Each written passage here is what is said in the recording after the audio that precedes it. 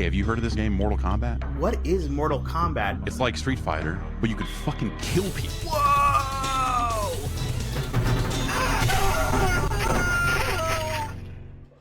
The first game truly was like an expression of who we were at the time, the stuff that we consumed growing up as kids, and we just threw it all into the game. You know, there was no template to how to make the games. There was no instructions, just winging it. And I'd never done this before. I didn't know how to do it. We were just kind of making it up as we went along. We were just a bunch of knuckleheads doing whatever we wanted, and we were happy. Mortal Kombat. Mortal Kombat. Mortal Kombat! Mortal Kombat. Mortal Kombat! It is simultaneously exactly like and nothing like Street Fighter. Kano. Liu Kang. Rated Johnny Cage. Scorpion. Sub-Zero. Sonya. Round one. Fight! You had to guess like the moves and how to figure out the codes. Remember having a cheat sheet. Hit block and mash the buttons, I don't know. Block, block, block, block, block, block, block. High kick. Fatality. Kano ripped out a heart, held it up, blood dripping from it. It's the first time I've seen blood in a video game. Blood flying out of these people's heads. My parents were very worried about the violence. I don't want you guys playing this. It sounds bad. Finish him! The game narrator instructs the player to finish his opponent. Oh my God, I didn't know that you could do that. It was a mega hit. Game after game after game. It's amazing. I could have never imagined how big it has all become. It was, is, and always will be a fighting game for everyone. It's funny to think that it all started from like 4 guys in Chicago that just wanted to make a cool martial arts game. And those people. My parents were both born in Dominican Republic, and they had, they were both doctors. I'm one of 5 kids. My older brother and older sister were born in Dominican Republic, and I was the first one born in Chicago, in Rogers Park, Chicago.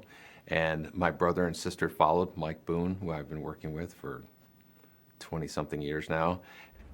So we spent a lot of time playing computer games. We had the old consoles. We had a Bally Astrocade.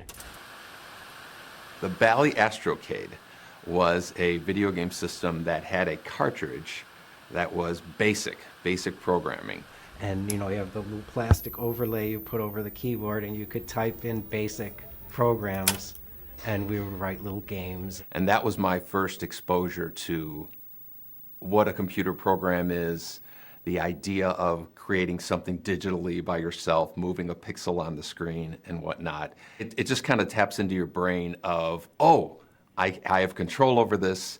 And that's probably where I really got hooked on the idea of being able to control things on a TV. All of my friends already had jobs waiting for them getting out of school, and I didn't. I made one resume my entire life. I had one resume, and at the very bottom I had a little asterisk that said, strong interest in video games. I got a call from a headhunter saying, are you interested in working at Williams Electronics? And at the time, I knew exactly what Williams Electronics was. They were Defender, Stargate, Robotron, Joust, Sinistar, Moon Patrol. You know, there was 100 games that I was aware of that they worked on. I knew the people. Those were exciting days of meeting your idols. Oh, there's Eugene Jarvis, there's Sal DeVita, Mark Trammell, Warren Davis. You're working alongside people that created the games that you grew up with. I went there thinking that I was interviewing for a programmer's job, a video game programmer's job. And they were like, no, this is for pinball. Are you still interested? And I said, yeah, absolutely. And there was a part of my brain behind me that was like, you know, eventually I'd like to get into video games, but it sounds like a fun job nonetheless. My first pinball machine was a game called Millionaire. That was kind of like how I got my foot in the door. I was just learning how to, you know, turn on lamps and flash bulbs and do special effects and whatnot. Eugene Jarvis was working down the hall from me on a game called F-14 Tomcat. He was working on a pinball machine, and Eugene asked me if I could do, you know, special effects for that game. It had some really cool light effects, and so everybody started asking me to do special effects for their games. I became the special effects guy. I met Ed Boon the day he arrived at Williams. He was a really nice guy, young and naive, and smart as hell, and we had a great time working on Black Knight with Larry DeMauro.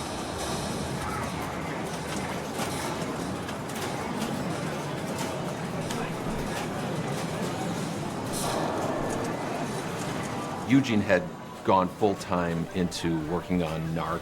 And again, this wasn't just a video, it was a whole operating system and hardware. He eventually gave me a hardware system in my office while I was programming pinballs, and then on the side I would just be like making packets of dollar signs exploding that they were using in NARC when you would drop money and whatnot. And so I was just messing around with that and was really getting excited about the notion of working on video games. And at some point there was an understanding that when I was done with Black Knight, I would join the video game department to work on high-impact football with Eugene in about... I was born and raised in Chicago. I grew up on the city's near west side, which was, I was maybe a mile and a half away from the United Center. It was a fairly rough neighborhood. But from my earliest days, I started, drawing, probably started with a crayon or something, and found myself inspired by cartoons. Anything I saw on TV, I remember Popeye was a big thing that I watched a lot. Seeing Bruce Lee on the Batman television series was a big thing for me. I didn't know who he was, and this was when I discovered, oh, he's this thing called a martial artist. That was the birth of my Kung Fu consciousness. Whenever I watched a TV show that excited me or saw a movie that excited me, the first thing I did was draw a picture and try to retell those stories as comic books. For some reason, the most difficult thing for me was to find stuff to draw on. Paper was at a premium, so whenever I could get paper, I would draw on it. I would draw on the backs of things. I'd draw on magazines, whatever I had. Paper seemed to be expensive. Growing up in the city, graffiti art was a big thing that was happening at the time, especially in the early 80s. A lot of the time, we would do stuff, on the sneak. And then I think we discovered after a while, if you just knock on a door and ask, a lot of the times they'll let you paint a mural on the side of their business or whatever it was. And so we did a lot of murals in the mid-late 80s. But I was a huge comic book reader, both DC and Marvel, and found a lot of inspiration from the comic book artists who were popular at the time. And so, of course, it was my dream to illustrate comic books, and eventually actually got a job doing it, and used that money to kind of pay my way through school. Most of the work I did was for a comic book called The Real Ghostbusters, based on the cartoon that was out at the time. I was still at the American Academy of Art, so I was still in college, and I was still illustrating the Ghostbusters comic book, when a friend of mine who I met at the American Academy of Art named John Vogel got a job at Williams Electronics doing pixel art for video games. He had gotten a job at Now Comics, and he wanted me to help him with Real Ghostbusters. And I was like, sure. So he got me an interview at Now Comics. Then once I got my job at Williams Bally Midway, Mark Trammell now needs an artist. Who can we get to work with him? And I'm like, I know a guy that's doing the Ghostbusters comic book, And John called me up and said that they were looking for another artist. When I was hired at Williams, it was to work on Smash TV. And so I interviewed with Mark, I interviewed with Eugene Jarvis. Amazing guy, amazing artist, working on Smash TV. He came up with this animation that the character, as he exploded, the eyeball came up right facing you in the face. And basically he had to, 3D rotate all this stuff. Like the man was a human 3D rendering system. The guy's a genius. So Smash TV was a lot of fun to work on, a lot of hand-drawn pixel sprites, very small graphics in terms of the character art that I was creating. I know that in the back of my mind, I still wanted to do comic book art, but I fell in love with video games and the folks that I worked with at Williams, and I knew right away that, hey, this is the place for me. North California Avenue went back to the 40s. That's where Harry Williams and Lynn Durant had started United Manufacturing. I was always obviously a big fan of Midway, and I always knew it was on California, and I would drive by and it's like, oh, that's this magic place, and that's where these amazing games were made. It was weird. It's very Chicago. It's gritty. The paint is from it's government green from 1947. It was in the pinball factory. So you walk into the front door and through the factory to get to our offices in the back. I mean, within a space of, 20 feet? You go from silence to like, cacophony. It was like an assembly line.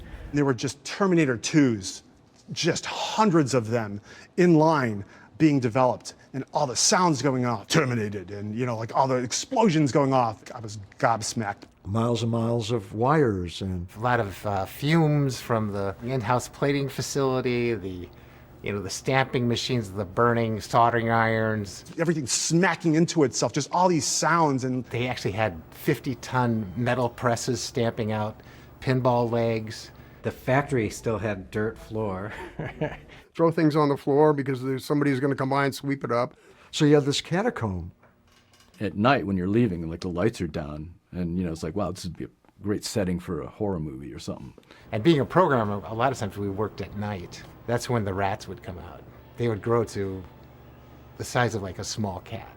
But I remember the vending machines, rats could jump up and get the product, so it'd have to be only the top 2 or 3 rows you could put a candy bar or something. And even then, sometimes you would buy something and it would just be a wrapper. There used to be a cafeteria upstairs with a private chef. And the food was delicious. They had it down. We never left the building, okay? We had half an hour to suck it up and get out and go back to work. Then you'd make it to your office, and the offices were pretty Spartan. They were rough. The work on video games happened in what we called downstairs. Upstairs was all of engineering. Everybody had an office, so it was almost like a dorm. The first time I remember meeting Ed was when John Vogel and I had shared an office. So I feel like I was involved with Smash TV and Total Carnage because I could see it being made. Ed Boon, I didn't know anything about him. I mean, he was a programmer in the pinball department at that point. Ed was coming down from the pinball department to work in the video game department. To work on high-impact football with Eugene. Right next door to me, there was a double office, and it had John Tobias and John Vogel. And there was a doorway between the 2 offices that was kind of kept closed. He cranked his music really loud, and I remember he poked his head in, and he said, hey, is that too loud? Is the music too loud? And we said, it's a little loud. So he went in and like lowered the music, and he came back, he's like, is that too loud? So anyway, that's the first time I met Ed. And after that, I think Ed started hanging around with the group of us, and we all kind of became fast friends. And I was mainly software. Those guys were mainly art. So, we had different perspectives and whatnot, just as any group of, guys in their 20s, a lot of conversations started up about movies and video games and wouldn't it be cool and things like that. You could hear conversations of all the different games going on. There was only like 2 or 3 games going on. And then we would all kind of like give each other ideas for stuff. It was a very collaborative environment. The environment was beautiful. Good enough to make a video game, and it didn't feel like a job. All the magic that was happening there. Somehow the walls kind of absorbed all of that.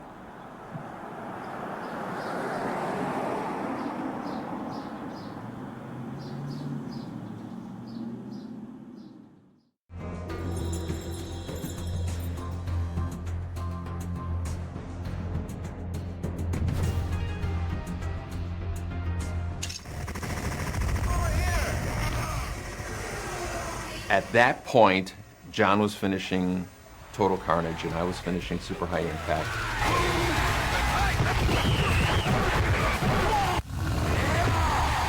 I eat quarterback for breakfast! When we started to talk about what would become Mortal Kombat, I think the initial conversation was about, hey, wouldn't it be cool to do a one-on-one fighting game? John and I were talking about a game called Street Fighter, who had really big characters. The thing that stood out for us about Street Fighter was they had really big characters on the screen. I think for me it was anything to get away from the little tiny character sprites that I had done in the last 2 games. And we were saying, how cool would it be to have our digitized characters? Street Fighter is kind of fantastical hand animation, beautiful stuff, but their vision was, let's take this photorealistic system we have now and have a photorealistic fighting game. For me, it was the opportunity to take all this inspiration from all the Kung Fu films that I grew up watching and kind of throwing it into a game. The conversation went towards Jean-Claude Van Damme. At some point, just fixated on the idea of doing a photorealistic Van Damme fighting game. And we put a presentation together when we gave it to Roger Sharp. We're thinking of Jean-Claude Van Damme. Let's see if he's interested. The reason we made a video to pitch to Jean-Claude Van Damme was because another team at Midway had done the same thing with Terminator arcade game as well as Revolution X to Aerosmith.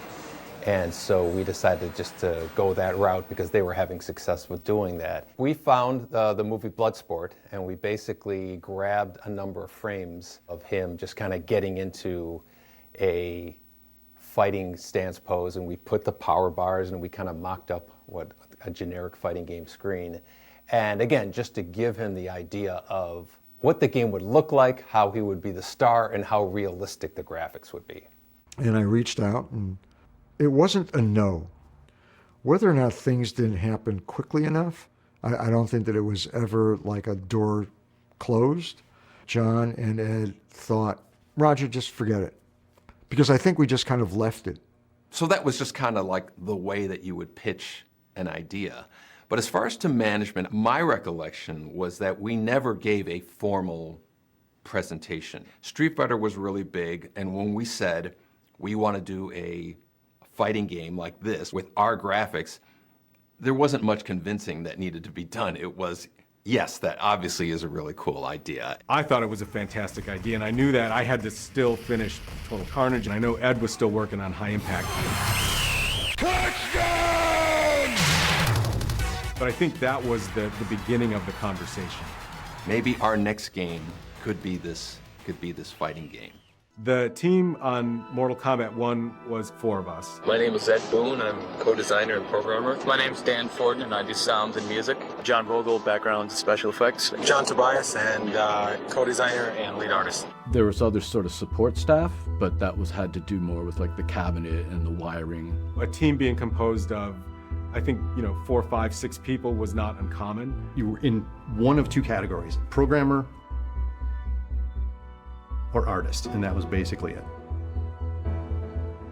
Everything felt like, being in a rock band or something, just a very few number of guys. He's guitar, he's drum, he's, we all had our own jobs to do, and, we'd fight with each other, and we'd hang out with each other and go see movies with each other and stuff. And certainly when I started working on Smash TV, it was myself, Mark Turmel, and I think there was maybe one other programmer at the time, and then Eugene Jarvis eventually came on. Partly it was just the simplicity of the games of that era.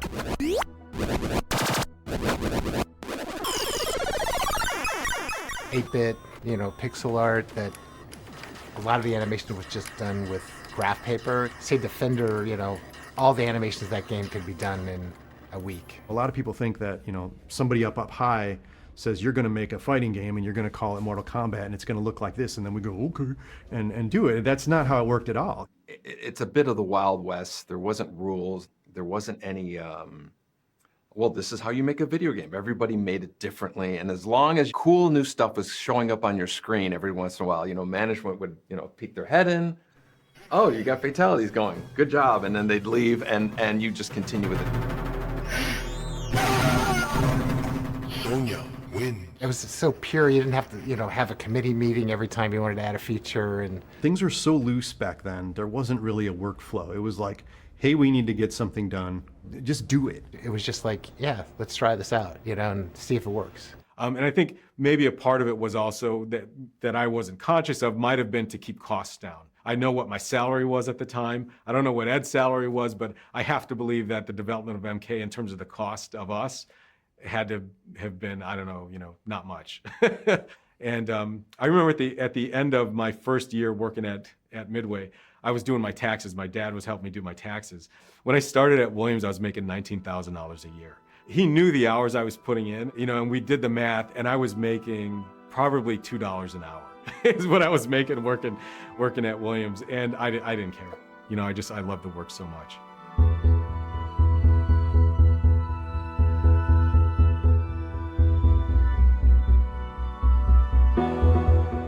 I know it's not a popular topic, but like, the overnighters and the, going out for breakfast, nobody told us to do that. Nobody said, stay till midnight tonight.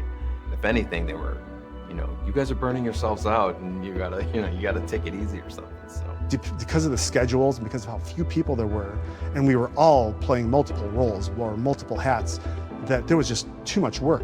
And it wasn't like we were being made to do this. It was an art, it was a craft, and it was a labor of love. So we were so passionate that we spent, all of our waking hours and our sleeping hours in the studio. Some people look back and they go, oh, that was abuse or something like that. It's like, no, we were guys in our 20s who were motivated to do something cool. You were working on Liu Kang's, flying kick, and it was feeling good, and you wanted to keep perfecting it. And it was my obsession. It was like being paid to do a hobby. If a band is up all night learning a song, they want to nail it. And it's the exact same thing. It's completely self-motivated. Back then, it was nothing but fun. It was just, working there was just hilarious. The secret sauce was basically we were just a bunch of knuckleheads doing whatever we wanted, and we were happy. One more time.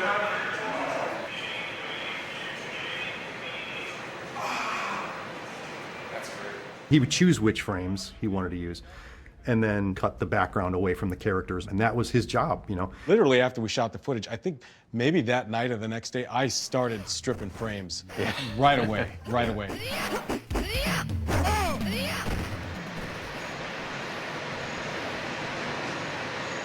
did a lot of playing around with lighting. We were just sort of discovering. I think we probably taped more than we needed just to make sure that we got enough coverage. I remember after the Sonya's leg grab, having to say something along the lines of, trust us, it's going to be really cool. The image was clear in my head. Sometimes we forget that it's not inside everybody's head. Okay, that's good. Okay, now once from the middle, all you have to do is just land right there. Can you do that, or is that The beginning part. She should do it from the stance. Right. We were trying to get a film-like quality, but we wanted to just amp it up a little bit. And once we realized that pumping up colors really attracted people to our games, that was also our trademark.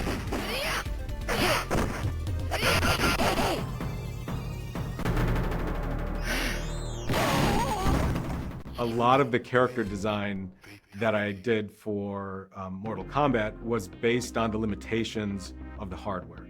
So I knew that we had a limited color palette that we could work with. I knew that the pixel resolution kind of restricted what we were capable of doing. So bold colors, simple shapes would distinguish one character from another would be important.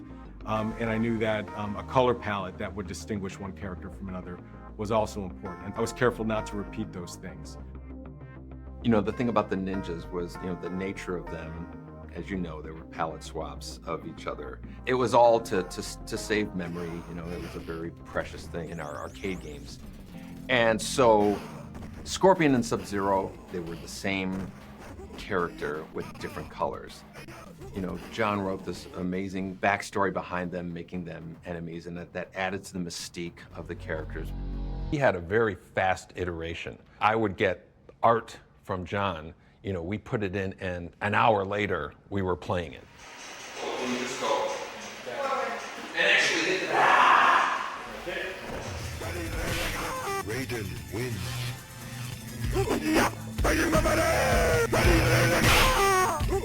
The first time you play it, you just go, this is incredible. You knew you were on the right course. Ed was just eager to have people in and give them feedback on stuff. A lot of times it was just, someone, you'd have someone in your office to look at something and they go, hey, what about this? And then, maybe that's a good idea. Ideas could come and be turned into reality in the same day. Yeah, in fact, I remember we would record a little bit of footage. Okay, one more time. All right, that's good. And it wasn't until Ed actually got the frames and could get them in the game, not until that point would we know that we were making the right choices.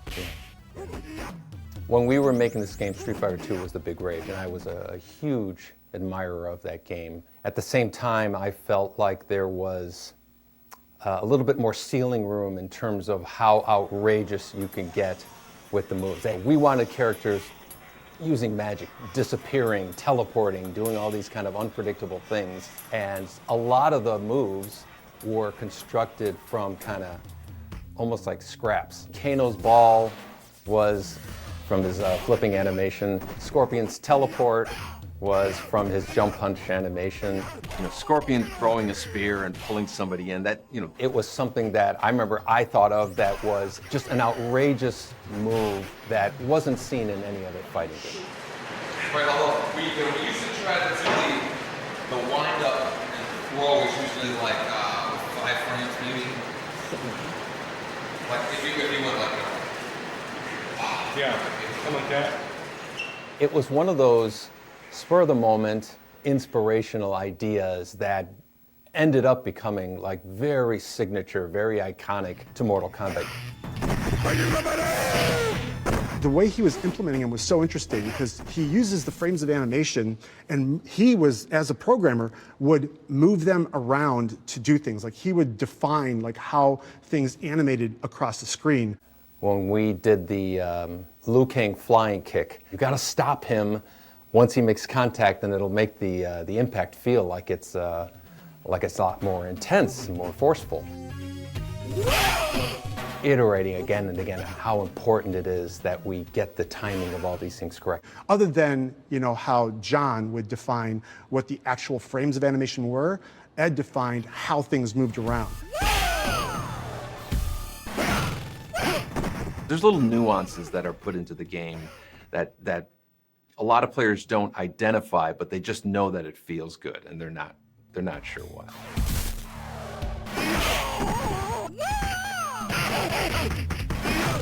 I think that was a hard lesson to learn back in the day of, hey, I want this animation to be really smooth and I want it to be like 100 frames. And it's like, no, it doesn't feel good. It doesn't feel good. And it has to feel good.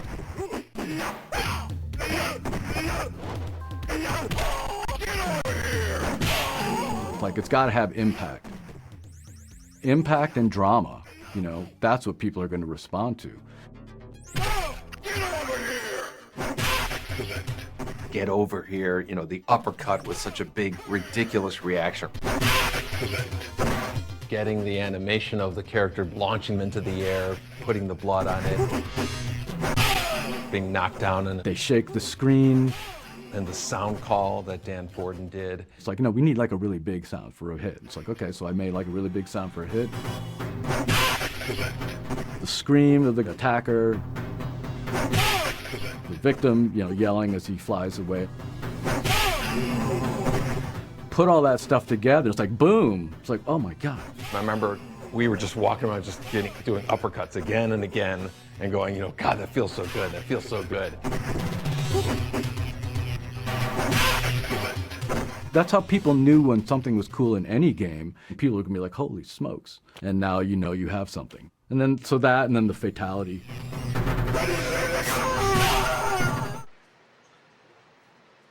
You know what would be a cool ass move? One more time. All right, that's cool. Do ninjas ever have this sort of? That was cool, man. What was that? You pull something like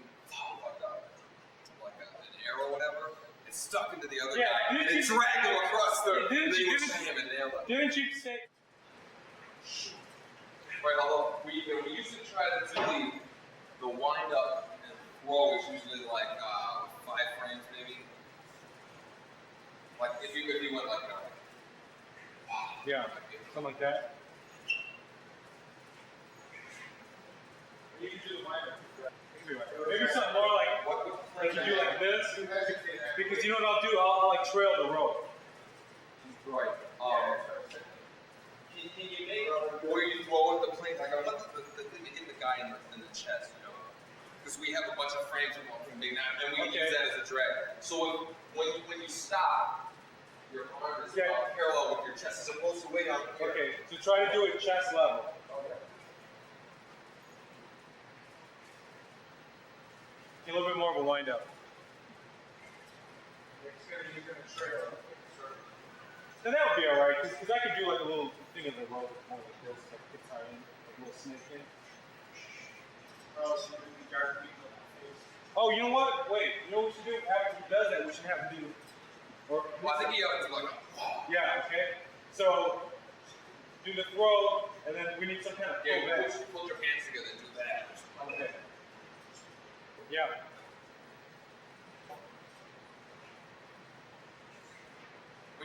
Try your wind up with a little more like right now you're kind of just going. Yeah.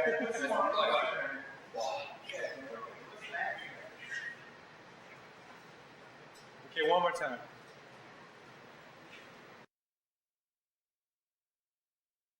Sung, when he would defeat you, he would take a sword out and he would like cut your head off.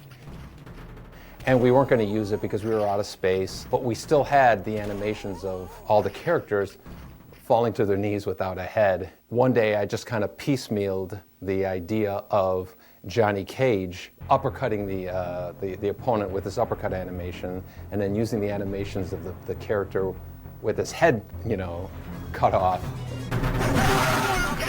Johnny Cage wins. Flawless victory fatality. I showed it to John, I showed it to the rest of the team, and everybody lost their mind, and we have to do this. The fact that we gave the players the ability to actually perform this kind of death blow, this kind of killing move, was really the birth of that idea. Some people were kind of like saying, I don't think we can get away with, you know, letting the player kill the other player. So we showed it to management, and they loved it. I was surprised that we could include the level of you know, blood spattering around that we did. But of course, you know, when I was working on Mortal Kombat, I had just come from Smash TV and Total Carnage. And so, you know, the levels of blood spattering around the screen wasn't new to me. From that point on, it was, okay, now we got to think of fatalities for all the characters. Some of the later characters, we actually grabbed animations of them, you know, Kano ripping the heart out, Sonya doing the kiss of death and all that. The spine rip was a suggestion from John Tobias, referencing the movie Predator, and he said, why don't we do what they did in Predator where you pull the head out? It's just like, it was just like, oh my God.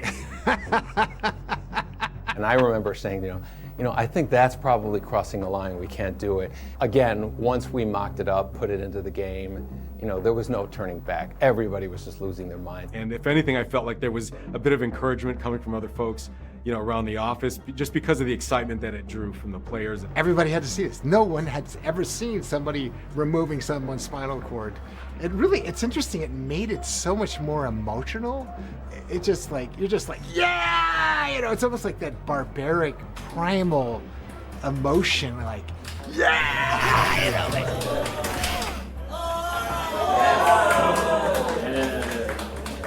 we never performance captured a fatality for Liu Kang. But there were some animations that we had not used. One of them was this really cool cartwheel kick. Whoa. Yeah, let's grab that again, even if we don't use it. Right. We'll use it someplace. We were both like, wow, we'll find a place for that. When it came time to do Liu Kang's fatality, we just spliced on the uppercut animation at the end of it, and it wasn't disgusting, it wasn't gross, it wasn't shocking. Liu Kang wins. And we just kind of reasoned with ourselves to say, well, Liu Kang's the hero, he's a Shaolin monk, he's peaceful, heroes don't kill people, so he just gave him a big uppercut. The process of adding fatalities into the game created so much energy in the whole studio in terms of their excitement for the game that we knew there was no backing out of it at that point. again, you're in a very small screen environment. You really have to exaggerate things. You have to make it just outrageous. Scorpion wins. Found the Holy Grail. It's like hitting the lottery. You know, it was something that we knew was going to be a signature part of Mortal Kombat. I always judge a great game by how loud players get when they play. You yell at your friends and laugh, and the volume level is a measure of a good game for me. And like I said, it was just fun and it was happy, and that may be the secret sauce.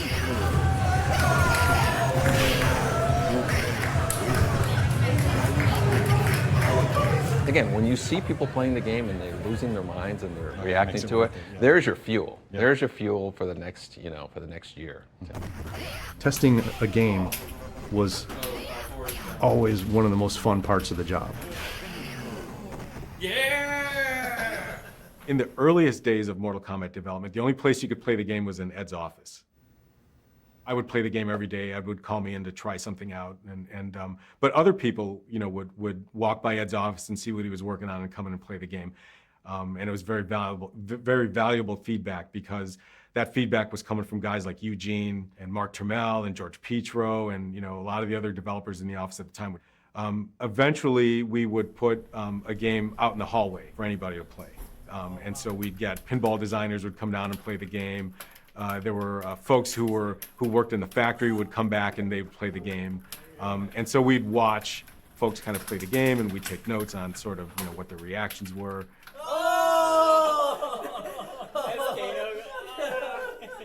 And then eventually that would lead to our first weekend test.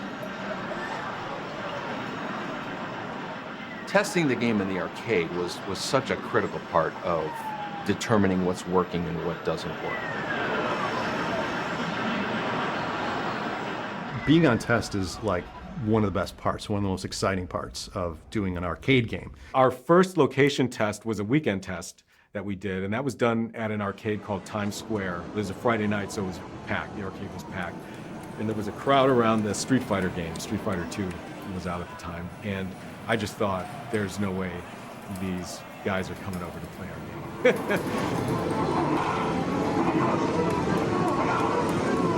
It was like this big event. The whole video game department would go, no matter whose game it was. You'd roll a blank black cabinet into an arcade and just turn it on. When we brought the first Mortal Kombat game out on test, there were 6 characters. We didn't have Sonya yet. A whole bunch of things just weren't working. And it was all about just kind of the fundamentals, the feel of it, the reaction to the visual, the reaction to blood.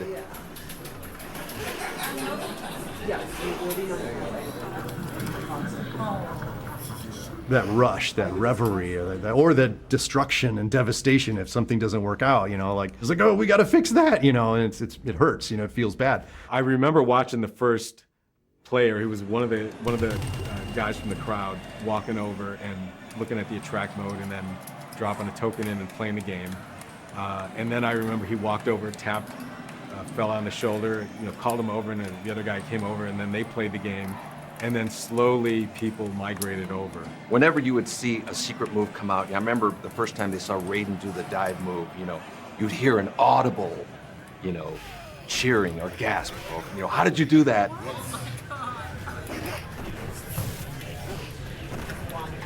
Easily the most enjoyable part for me was seeing and hearing reactions from players. And at some point, Ed, I think, went in and he did a fatality. Kind of a thing, and then he walked away, now it's a big frenzy to figure out, like, how do you do that? How do you do that? And that's how people found out about the fatalities. Assuming my memory is correct, but I believe that's how it happened. We would never perform fatalities in front of people, because then someone's going to see you do it, right? Like, we wanted to launch the game and have people discover it naturally and organically.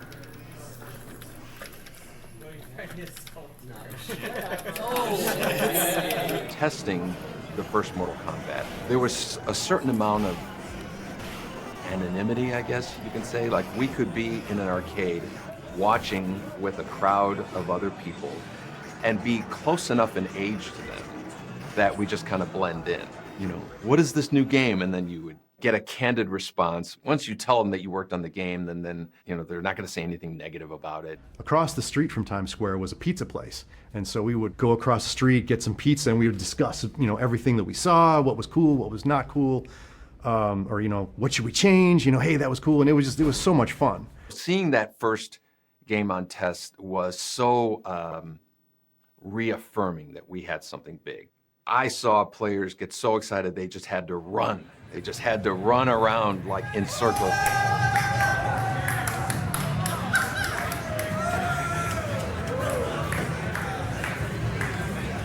By the end of that night, we had a pack of players around our game, hooting and hollering and just having a great time. Players that we saw first see the game on a Friday, we saw them the entire weekend. And I think at that point I thought, okay, we're gonna be okay. Fighting games have proven themselves to be strong collectors suitable for a wide range of locations.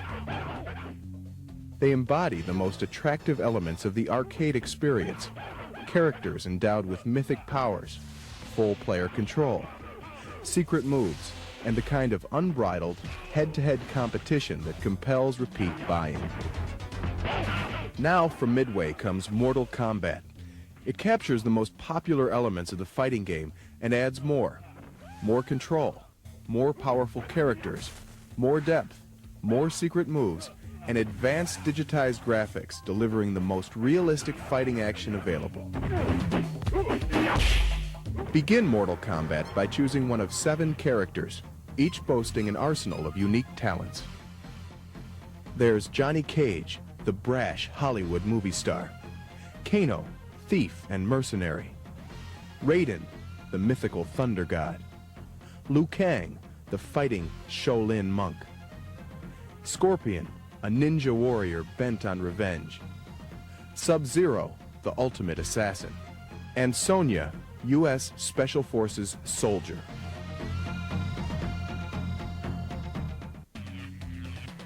Each player has 5 basic moves corresponding to the 5 action buttons. High punch, high kick,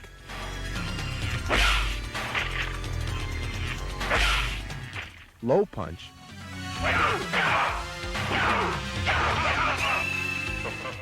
low kick,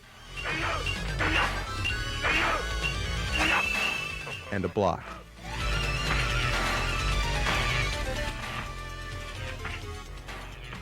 In addition to these moves, players will continue to discover new joystick button combinations.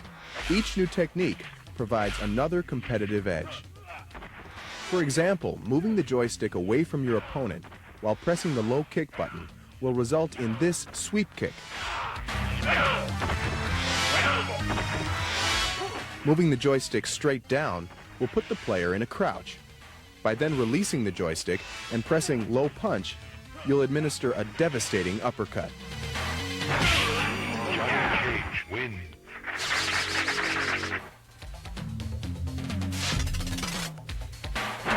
Excellent. Secret moves play a big part in the success of any fighting game.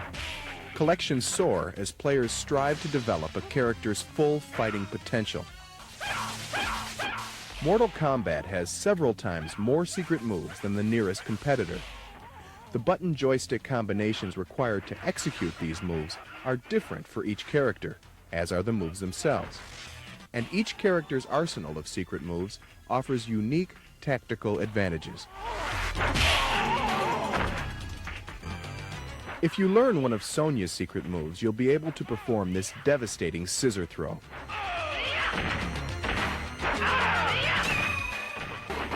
Learning to activate Raiden's secret weapon lets you fire lightning bolts at your opponents. Raiden wins. Victory is achieved by winning 2 out of 3 rounds.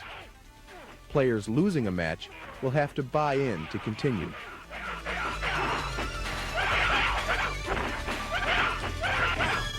Liu Kang wins.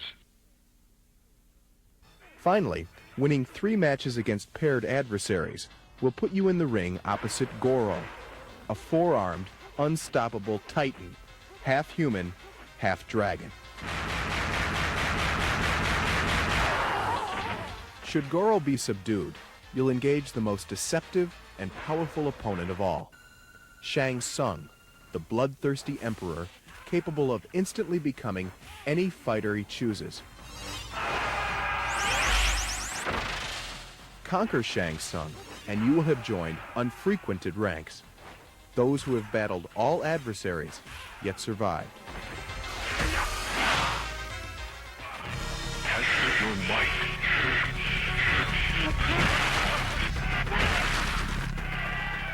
Every 5 matches during both 1- and 2-player games, you'll have a chance to test your strength and win bonus points by smashing progressively harder objects.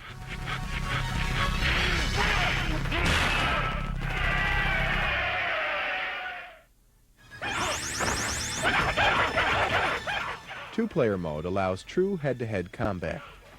Players must rely on their fighting abilities, as well as a knowledge of their character's strengths, as they are matched against an opponent with different, but equally lethal, abilities. Each player selects a character and the match begins. The player losing the best-of-3 match will have the option of buying in to continue. The winning player will continue to play as long as he maintains a string of victories. Loser pays, winner stays.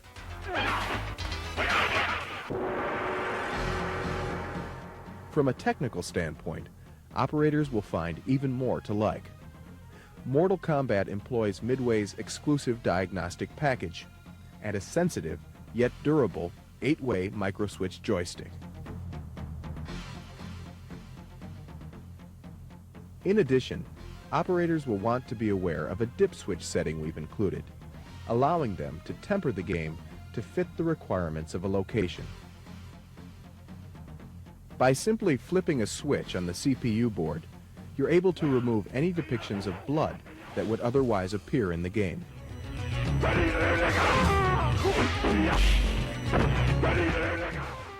Another dip switch will disable the most graphic secret moves. In this way, operators can be sure they're matching the game to the disposition of their clientele.